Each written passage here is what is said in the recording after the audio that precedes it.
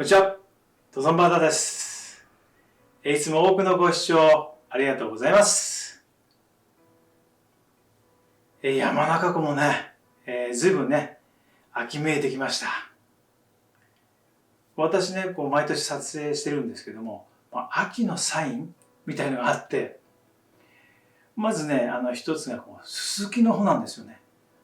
もう今ね、こんな大きくなっちゃって、もう風にゆらゆら揺れてね。それから、秋の空、あと雲ですね。あと湖畔に行くとね、トンボさんがね、たくさん飛んでます。もう夕暮れの時ね、もう富士山と、それから夕日がね、ぐーっと遠くの山のね、向こうにね、沈んでるんです。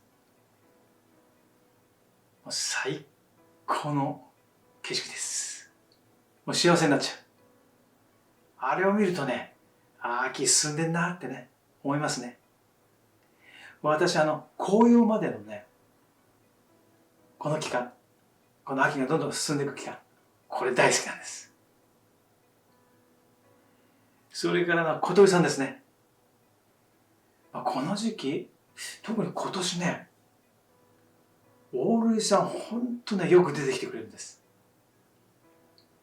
私、オオルリさんね、大ファンなんで、ほんとね、うわぁ、そこでまた幸せになっちゃう。もう何回幸せになってるか分かんないぐらいです。で、この時期ね、渡りの時期っていうんですか、3、4日滞在してくれる鳥さんがね、たまに出てくるんです。今回もね、2つぐらい、2種類ぐらいね、鳥さん、見ることができました。それもね、この時期の、楽しみの一つです。今回もね、いいのができました。